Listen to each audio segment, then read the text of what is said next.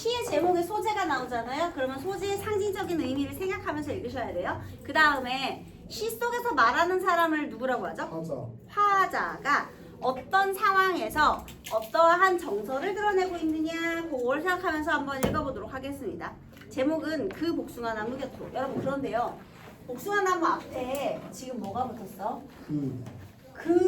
여러분 그의 품사가 뭐죠? 관형사. 그 다음에 문장 성분은 뭐죠? 관형어. 자, 얘네들의 기능은 뭐예요? 지시어. 알았죠? 얘들아, 지시하는 말이야. 그러면 수많은 복숭아 나무들 중에서 그 하나의 복숭아 나무. 그래서 여러분 이 지시어를 통해서요. 그냥 복숭아가 아니라요. 그 복숭아잖아요. 그러니까 내가 특별하게 생각하는 복숭아 나무 하나가 있는 거야. 그냥 흔한 복숭아 나무가 아니라 어떤 하나의 복숭아 나무. 이렇게 되는 겁니다. 너무도 여러 겹의 마음을 가진. 자, 내가 처음에 복숭아 나무를 관찰해요. 화자예요. 자, 그런데 이 복숭아 나무는요. 일단 여러 겹의 마음을 가지고 있다고 맨 처음에 생각을 했어요. 너네들이 만약에 누군가와 친해지고 싶어. 그런데 어떤 대상이 뭔가 되게 생각이 많아 보이고 복잡해 보여. 애가 좀 단순하지 않고 뭔가 되게 많은 생각을 갖고 있게 복잡하게 보이면 처음에 좀 다가가기 힘들죠. 종혁이는 단순해 보이지가 않니? 되게 단순해 보이지 않아? 걔가 복잡해 보이나? 복잡해 보이지 않는데 선생님 생각에는 종혁이 단순해 보이지 않나? 아니야, 그거 말고 어떤 애가 생각이 되게 많아 보이는 거야. 그러니까요. 일단 여러 겹의 마음. 여러분 지금 여기가 이 복숭아 나무거든요.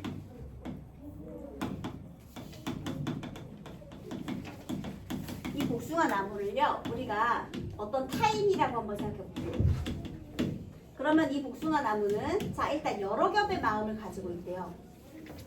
이거는 너무나 복잡한 내면.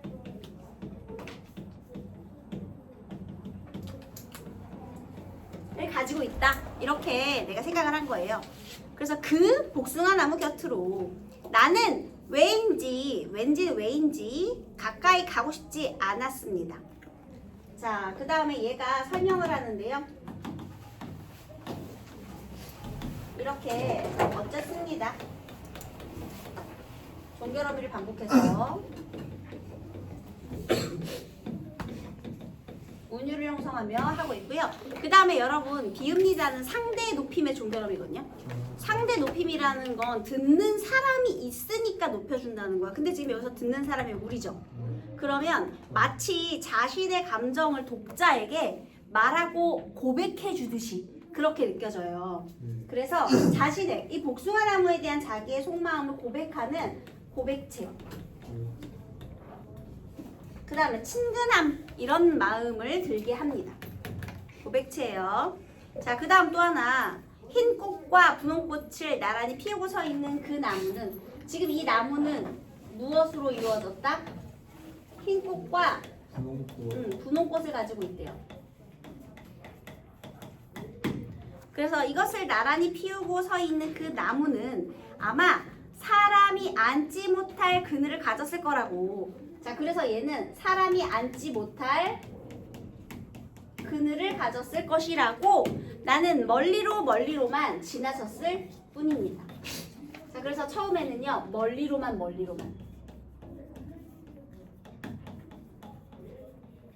여러분 멀리로 동일한 시어의 방법도 있죠. 시어 방법. 이런 것들이 전부 다 운율을 형성하는 매개체가 되겠죠. 그리고 여기 복숭아나무라는 단어 되게 많이 나오거든요. 그러니까 복숭아나무도 시어 방법이에요. 다시 여러분 얘는 여러 명의 마음을 가지고 있을 거야. 그 다음에 꽃은 흰색과 분홍색을 가지고 있어. 이거는 멀리서 봤을 때 내가 이 멀리서 복숭아나무를 봤을 때 겉보기에 이렇게 보였다는 것이거든요. 그래서 이거는 대상의 피상적인 모습. 피상적이다라는 건 그냥 겉으로 보이는 모습이에요. 본질이 아니라요. 피상적인 모습.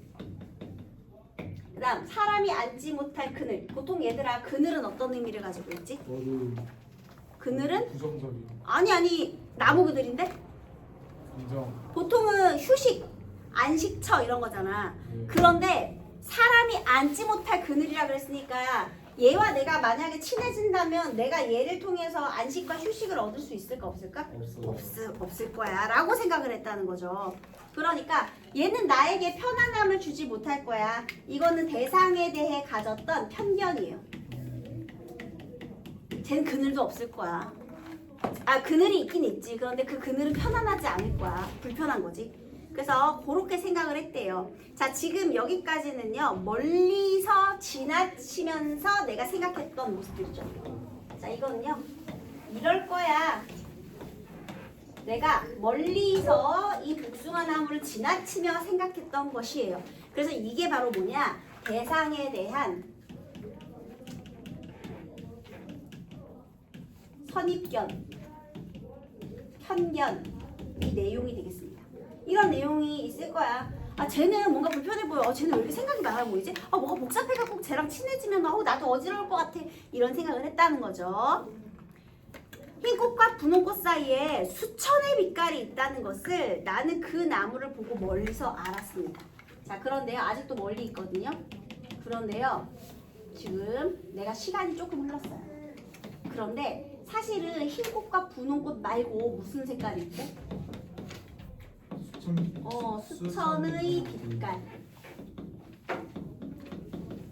자세히 가서 보니까 그냥 단순히 하얗고 분홍색만 있는 게 아니라 흰색, 그 다음에 붉으스름한 색, 그 다음에 빨간색, 그 다음에 핑크핑크한 색, 여리한 핑크, 그 다음에 뭐 누드 핑크, 그 다음에 찐 핑크, 이런 수천의 빛깔이 있다는 걸 알았대요. 자, 그러면 이 수천의 빛깔, 이것의 상징적인 의미는 대상의 본질. 이거는 겉으로만 본 거였잖아. 그런데 이게 대상의 본질이지. 사실은 이 속에 수많은 것들이 있더라. 참모습이에요, 참모습. 그래서 그 나무, 얘 아까 복숭아 나무죠. 계속해서 얘들아, 이 나무 앞에는 계속 뭘 써주고 있다고? 그 나무. 이렇게 지시하는 표현을 써줘가지고 대상을 특정 지어주는 거예요. 전체가 아니라 하나야. 그래서 그 나무를 멀리서 보고 알았어. 야, 멀리서 알았어. 지금 가까이 다가갔어? 아니, 아직도 멀리서. 거기를 넣어요. 야, 너 나랑 친구할래? 야, 오늘부터 우리 친해야. 친구야. 야, 친구야. 계속 다가가가지고 막 친해. 야, 너 오늘부터 나랑 전 친해잖아. 마치 동혁이처럼. 그러면 야, 우리 이제 친하잖아. 어때? 불편하지? 그리고 내가 이 사람이랑 운명인 걸 깨달았어. 그래가지고 어떤 사람이 5일 만에 결혼을 했대. 근데 보통 그런 사람들의 결말이 어때요? 이혼 결말. 그쵸? 이혼 승격 캠프 나가겠지. 이혼 왜요? 야, 5일 만에 사람에 대해서 정확하게 알 수가 있어?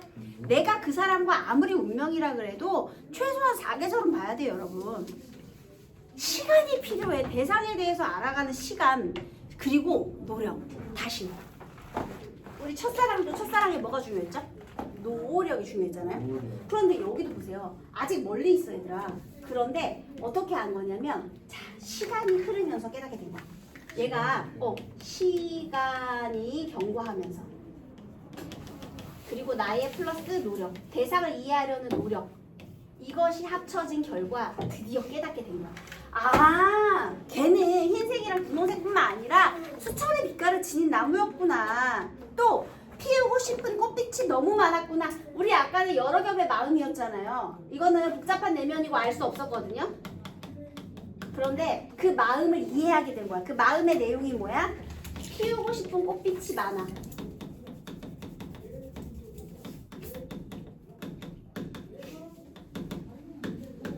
자, 피우고 싶은 꽃빛이 많다. 이거는 이제 이해한 후에 대상의 내면을 내가 이만큼 잘 알고 있었다는 거죠.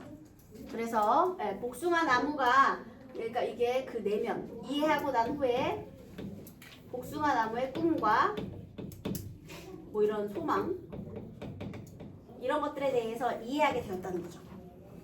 복잡해갖고 알 수 없어 했는데, 아, 제가 이런 것도 하고 싶고 이런 것도 하고 싶었구나, 이런 거. 그래서 외로웠을 것이면 외로운 줄도 몰랐다. 그리고 심지어 있잖아요. 이 꿈을 이해하게 되니까 여기서 끝나는 것이 아니라 얘는 외로웠을 것이지만 반대로 외로운 걸 느낄 시간도 없었을 것이다. 외로울 줄 몰랐을 것입니다. 이 내용은요. 심화된 이해. 여러분 아까 전에 얘가 이렇게 복잡한 내면을 갖고 있었잖아요. 그때는 알 수도 없고 다가가기도 싫었거든요. 그런데 이 복잡한 내면을 이렇게 잘 이해하게 된 거야. 걔는 외로워. 자, 왜 외롭지? 이해해주는 사람 별로 없으니까. 그런데 외로움을 느낄 시간 없었을걸? 왜요? 피우고 싶은 꽃빛이 많으니까 이거 나 피워내느라 바빴겠지.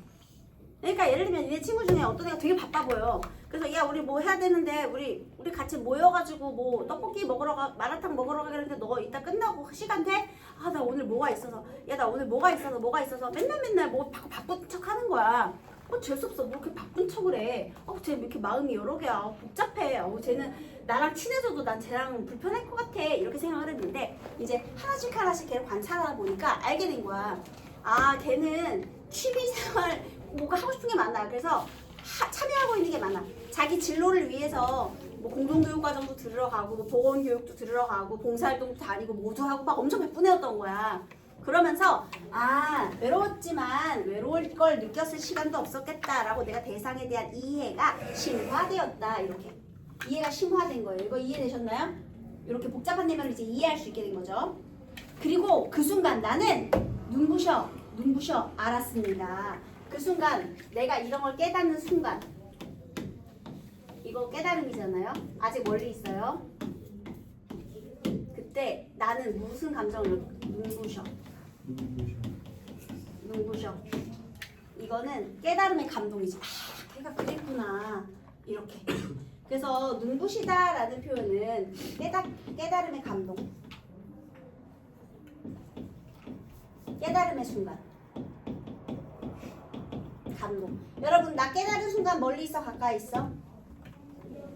아직 멀리 있어요. 알겠죠? 나 아직 멀리 있습니다.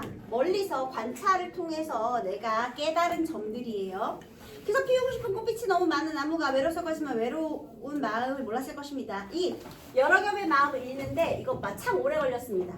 시간이 경과했다는 거죠. 자, 오래 걸렸습니다. 주시시고 시간 경과 적으세요.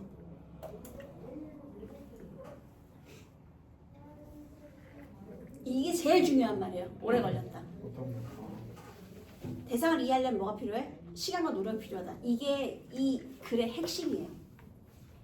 자, 그래서 여러분 내가 아무렇게나 막 다가가는 게 아니라 쟤를 관찰해서 이제 대상을 좀 이해하게 되었죠. 그 후에 이제 어떻게 되는 거야? 이제 지금 멀리서 관찰하면서 내가 노력을 들여서 이해하려고 노력을 한 거야. 그래서 알게 된 거거든요. 그래서 이렇게 한 다음에 지금 여기 이렇게 멀리서 해가지고 이제 이해했잖아요.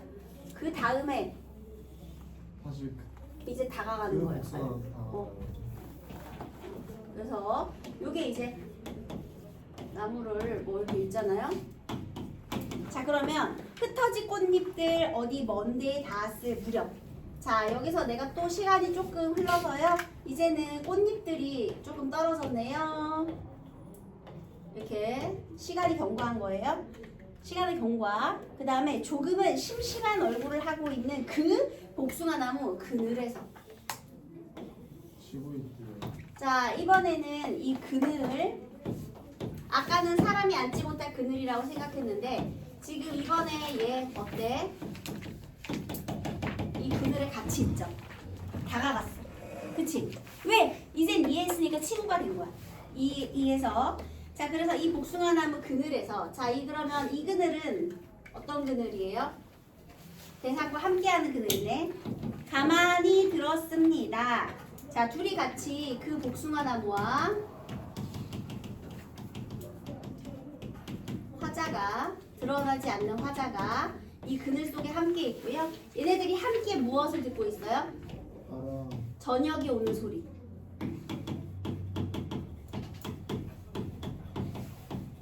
를 듣고 있대요. 여러분 여기에서 들었습니다. 저녁이 오는 소리를. 이거 도치죠.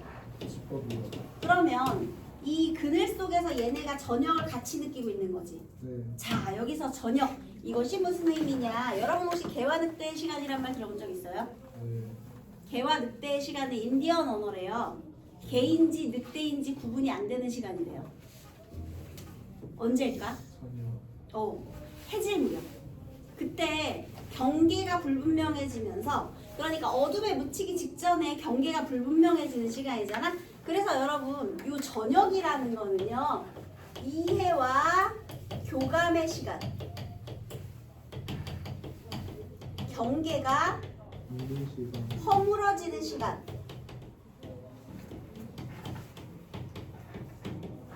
이것을 같이 들었다, 이렇게 되는 거예요.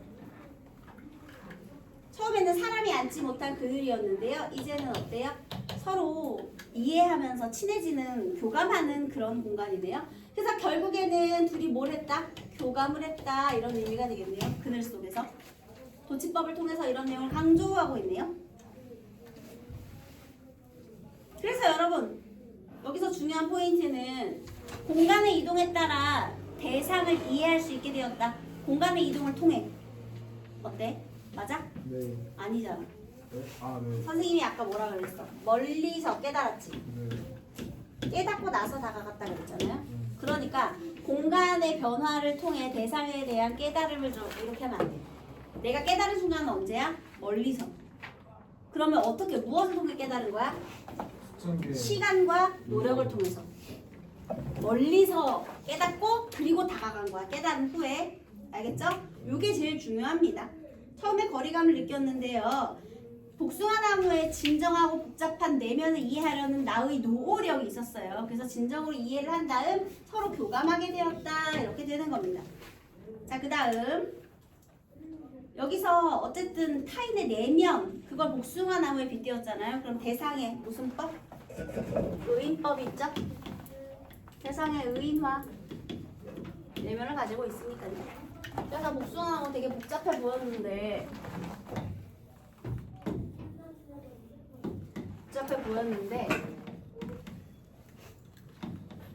이렇게 있고 같이 서로 교감하게 되었다. 이렇게 됐네요. 아유 간단하다. 이제 모든 걸 다 알 수 있을 것 같죠? 그래서 반복을 통해서 은율도 형성하고 있더라. 이렇게 되겠네요. 자, 그 다음 56쪽.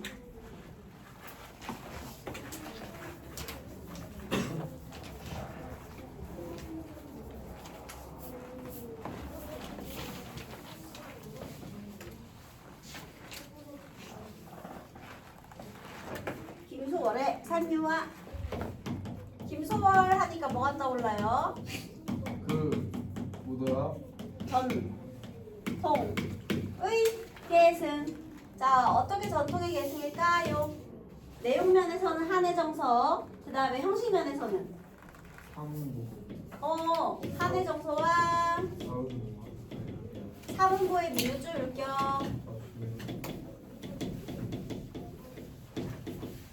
이런 거고요. 자, 우리 민족적 한에 대한 내용인데, 자, 우리 이것도 한번 보도록 하겠습니다. 일단 굉장히 짧아요. 다 같이 한번 읽어보세요. 산에는 꽃피네부터 읽어봅니다. 시작. 산에는 꽃피네. 어디가 대현이가 읽어봐. 시작. 산에는 꽃피네 꽃이 피네 가을 봄 여름 없이 꽃이 피네 산에 피는 꽃은 저같이 혼자서 피어있네 산에서 우는 작은 새야 꽃이 좋아 산에서 산으로는 산에는 꽃이 지네 가을 봄 여름 없이 꽃이 지네. 애들이 이 작품이 너무 이해가 안 된대요. 생각보다 간단한데 간단하지 않아요. 공감을 잘 못해서 그럴 수 있어. 잘 보세요. 산에는 꽃 피네. 자, 산에 꽃이 펴요. 꽃이 피네.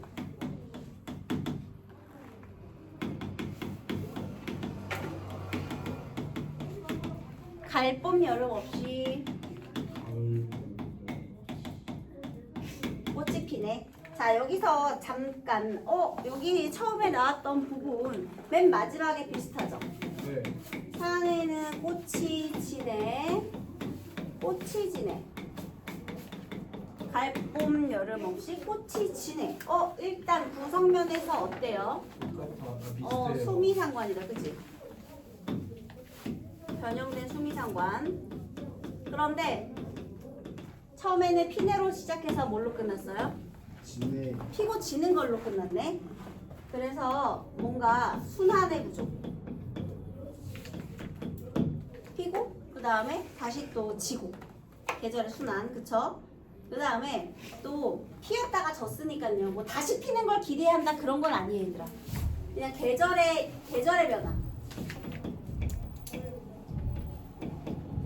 내가 순환이라고 써서 여러분들이 혹시 그러니까 다시 필 거야 뭐 이런 거 아니고요. 피었다가 지는 것으로 계절의 변화로. 그 다음에 또 하나는 대조적이로. 그 다음에 당연히 시상 안정감을 주고 온유를 형성하겠죠? 자, 일단 한번 볼까요? 내가 공간적인 배경이 산이에요. 산에요. 꽃이 하나 폈어요.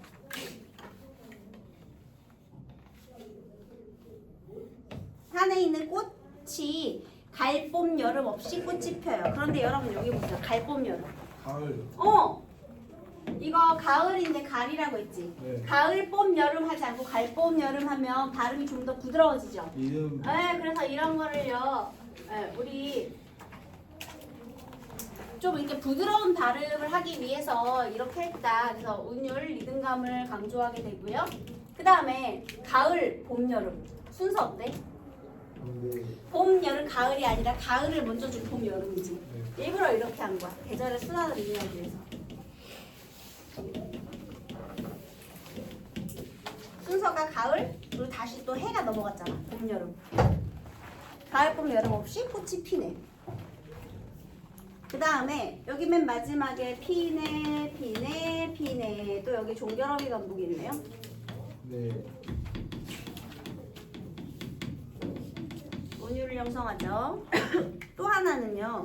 꽃이 피는구나가 아니라요. 꽃이 피네. 그냥 보는 거지. 관찰한 느낌이잖아. 그래서요. 관조적인 태도.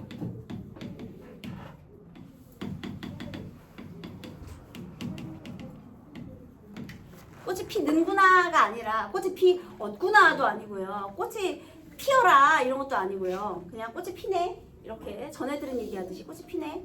그래서 주관을 배제한 그런 관조적인 태도가 드러난다 이고요. 그 다음에 여러분 이 꽃의 속성이 있어요. 여기 처음에 이제 개화를 얘기했어요. 그런데 꽃의 속성은요. 산에 피는 꽃은 저만치 혼자서 고독함. 피어있네. 자, 여기에서 저만치 혼자서에서의 이 저만치는요. 거리감이거든요. 그쵸? 저만큼 떨어져 있다는 거잖아. 자, 그런데 이 거리감은요. 무엇과 무엇의 거리감이 있냐? 첫 번째, 화자와 꽃의 거리감. 꽃이 떨어져 있는데 나에게서 떨어져 있는 거야. 그 다음 두 번째, 꽃과 꽃 사이의 거리감. 왜냐면 혼자서 피어 있으니까. 나와도 떨어져 있는데 그렇다고 꽃들이 뭉쳐 있는 것도 아니야. 이렇게 꽃이 따로따로 떨어져 있는 거, 각자 따로따로. 요 사이도 떨어져 있고 요 사이도 떨어져 있고 거리감이 있다는 거예요. 얘들아, 그거 왜 그런지 아세요? 인간은 본질적으로 생각하는 힘을 가지고 태어났는데요. 내 생각을 우리 아바타에서 그 영혼 이렇게 연결해갖고 생각을 공유하는 것처럼 우리 인간 그런 거 가능해요? 아니요. 생각은 혼자 하는 거예요. 그래서 있잖아. 인간은 근본적으로 존재론적으로 고독한 존재예요. 그래서 얘는 존재라는 것에 근원적 고독을 얘기하고 있거든요. 우리가 인간은 사회를 이루어서 관계를 맺고 살아가요. 그치? 네. 그래서 그 관계가 없으면 살 수 없는 인물이야. 그렇지만 그 개개인들을 보면 우리는 혼자서 스스로 생각하는 힘을 가졌기 때문에 또 존재론적으로 보면 고독해요. 네. 사회를 이루고 살고는 있지만 이게 좀 어려운 얘기죠. 자, 그래서요. 다시 산에서 우는 작은 새요. 자, 여기에 또 새가 하나 찾아왔어요.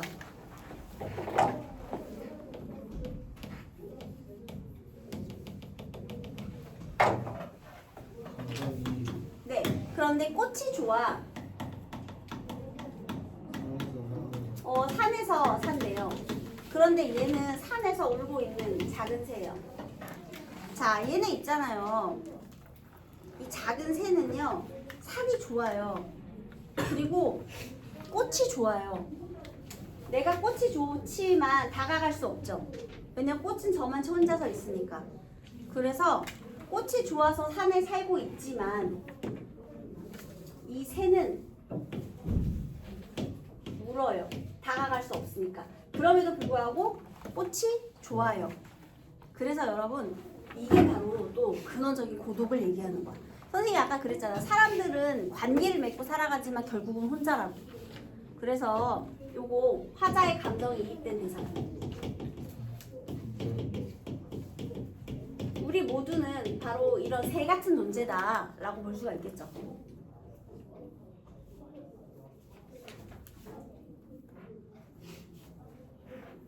자, 그래서 이 꽃이라는 것은 산에 피는 꽃은 여기서 이 꽃. 이 꽃은 존재의 근원적인 고독을 의미하는 것이고요. 그 다음에 이 새도 결국은 근원적 존재로서의 화자의 모습을 감정이인한 그런 소재예요. 네. 산에는 꽃이 지네, 꽃이 지네, 갈 봄 여름 없이 꽃이 지네. 또 한 번 반복하고 있죠. 그 다음에 AA, BA 구조도 반복이고요. 꽃이 지네, 꽃이 지네, 갈 봄 여름 없이 꽃이 지네. 그래서 여기도 AA, BA, 여기도 AA, BA 구조 이런 것들이 반복이 되고 있어요. 그리고 어떻게 하면 뭐예요? 산에는 꽃 피네, 꽃이 피네. 1, 2, 3. 갈 봄 여름 없이 갈 봄 여름 없이 꽃이 지네. 이렇게 사문보로 다 이어져 있어요. 종결어미의 반복, 그 다음에 수미상관 이런 것들을 통해서, 그 다음에 시어의 반복도 있죠. 꽃이 많이 나오니까 이런 것들을 통해서 주제를, 아니 그 음악적인 요소를 드러내고 있습니다. 이 주제는요, 그냥 자연에서 느끼는 존재의 근원적 고독, 자연을 통해 느끼는 존재의 근원적 고독, 이게 주제예요. 그러니까 인간은 다 관계를 맺고 살아가지만 근본적으로는 고독한 존재야, 이런 말 하고 싶었던 거죠. 네. 자, 그 다음 이조년의 시조, 얘도 빠르게 보도록 하겠습니다. 이번엔 고인이가 얘는 여러분 이조년의 시조도 생각만큼 그렇게 간단하지 않은데요. 이것도 잘 보셔야 돼요. 여러분 이조년은 이거 고려말의 시조거든요. 네. 고려가 망해갈 때 지금 이거 유배 작품이에요. 여기 이조년 고려말이라고 쓰시고요. 이거 유배 문학이라고 쓰세요. 임금님한테 충원을 올렸다가 쫓겨났어. 고려는 망해가고 자기는 유배 가고. 너무 슬퍼. 지금 유배 중에 잠이 안 와요. 이화의 월백하고 은하는 한경인재, 일지춘심을 자규야 아랴마는 다정도 병인양하여 잠 못 들어 하노라. 자, 지금 이화가 뭐게요? 꽃. 이거 백꽃이거든요. 백꽃은 흰색이에요. 그러니까 우리 봄에 피는 꽃들 있잖아요. 흰색, 노란색, 벚꽃 분홍색이죠. 그 다음에 매화 약간은 조금 시뻘건색이죠. 살줄. 그 다음에 뭐 개나리 뭐 노란색이죠. 그런 것도 있지만 그다음에 백꽃은 흰색이고 복숭아꽃은 좀 더 흰색 분홍색이 있거든요. 그래서 지금 여기 백꽃이 이렇게 핀 거예요. 백꽃은 좀 더 키가 작고 그냥 이렇게 하얀 꽃잎이에요. 벚꽃이랑 비슷하게 생겼어요. 이 백꽃이야. 예쁘겠죠? 하얀 꽃잎이니까요. 자, 이화 흰색의 이미지. 월백 달이 하얗게 비쳐요. 얘도 흰색의 이미지. 그 다음에 은하수예요. 은하수가 흐르는 밤이에요. 밤에는 은하수, 별빛이 가득해. 야, 너네는 모르겠지만 지금은 전기가 많이 들어오니까 옛날에는 달이 뜬 밤과 달이 뜨지 않는 밤이 밝기가 너무나 달랐대요. 하다못해 달이 구름에 가려지기만 해도 갑자기 조명 끈 것처럼 확 어두워졌다가 달이 구름에서 다시 나타날 때는 또 환해졌다가. 그러니까 지금 여기서 이런 백색의 이미지들은 뭔가 밤을 환하게 밝히는 그런 역할을 하겠죠. 그쵸? 자, 다시 삼경이라는 건 깊은 밤 11시에서 1시 깊은 밤이에요. 자, 여기에 지금 시간적, 계절적 배경을 제시했어요. 특히 백색의 이미지를 통해서. 백색. 시각적인 이미지. 하얀색이에요. 그 다음에 은하수가 흐르고 달이 하얗게 비치고 이 달도 약간 창백한 흰색의 밤이라고 생각해봐. 달빛이 조명이 여기에 쫙 이렇게 달빛이 이렇게 쏟아지는 그런 밤입니다. 일직춘심. 일직춘심이라는 게 뭐냐면요. 나뭇가지에 어린 봄의 마음이에요. 이거 외우세요. 나뭇가지에 어린 이 봄의 마음을 자규야 아랴마는. 자, 저기 뒤에서 무슨 소리가 들려? 자규. 소쩍. 소쩍스. 자, 자규가 소쩍스인데요. 여러분 혹시 소쩍새 소리, 접동새 소리 들어본 적 있어요? 이 자규는요, 청각의 이미지. 그런데 이 청각의 이미지를 통해서는요, 한의 정서를 불러일으켜요. 자, 이 배경을 통해서는 봄밤의 애상적인 분위기. 그런데 여러분, 얘가 이 봄밤이 하얗게 빛나니까 예쁘잖아요. 그런데 왜 얘 때문에 애상적인 정서가 되느냐? 얘 때문에 그래요. 이 자규 때문에. 자규가 얘가 일단 야행성이에요. 그래서 한밤중에만 울고요. 얘가 울림통이 깊어가지고 소쩍하면 굉장히 처량하고 구슬픈 소리로 들린대요. 그래서 옛날부터 원래 한의 상징이에요. 그러니까 엄청 슬픈 배경음악이 나오고 있는 거야, 지금 여기에서. 이 아름다운 밤에 슬픈 음악이 깔리니까 당연히 슬픈 그런 밤이 되겠죠. 그래서 여러분, 지금 내가 이 봄밤의 애상적인 정서 때문에요, 다정도 병인양하여 잠 못 들어한다. 지금 시적 화자의 상황은 잠을 못 드는 상황이에요. 이런 것을 우리가 전전반측이라고 불러줘요. 얘 왜 잠 못 자게? 슬퍼서. 유배 중이라서. 얘들아, 그러면 내가 지금 봄밤을 즐길 타임이야? 아니요. 그런 상황이니? 아니요. 그런데 봄밤은 또 예쁘네. 복잡하다, 복잡해. 이렇게 되는 거죠. 그래서요, 이렇게 그 봄밤의 애상적인 이미지를 드러내고 있어. 그러면 여러분은 여기서 뭘 조심하셔야 되느냐? 자연 친화적 삶의 태도가 드러난 그런 시조들 있죠. 걔네들하고는 구분하셔야 돼요. 그래서 얘는요, 고독감이에요. 이거 봄밤의 애상적 정서잖아. 그래서 결국 시적 화자는 여기서 만족을 느껴? 아니, 나 고민 때문에 잠 못 자. 얘는 고독감, 애상감. 얘의 정서는 이거예요. 슬픔과 고독입니다. 알겠죠? 이렇게 환하게 불 켜니까 더 못 자잖아, 얘들아. 근데 예쁜 물이야. 예쁜 물이지만 나는 가뜩이나 잠도 안 오는데 더 못 자지. 환하게 밝혀져 있으니까. 네, 그 다음에 여러분 아까 김소월의 산유화 몇 음보였죠? 3음보. 얘는요? 얘는 몇 음보? 시조잖아. 없어요. 4음보잖아. 3장 6구 4음보. 우와. 그치? 시조니까요. 그 다음에 시각적이고 청각적인 이미지 드러나고 있고요. 그 다음에 또 하나. 내가 이걸 봤죠? 자, 여기는 선경. 그리고 종장이 뭐가 되는 거야? 후정. 선경과 후정의 이미지로 되어 있어요. 선경, 후정이다, 얘들아. 초장이 선경, 그 다음에 종장에서 후경으로 넘어간다. 그럼 틀려요? 종장이 후정이에요. 네. 그래서 여기까지 하겠습니다.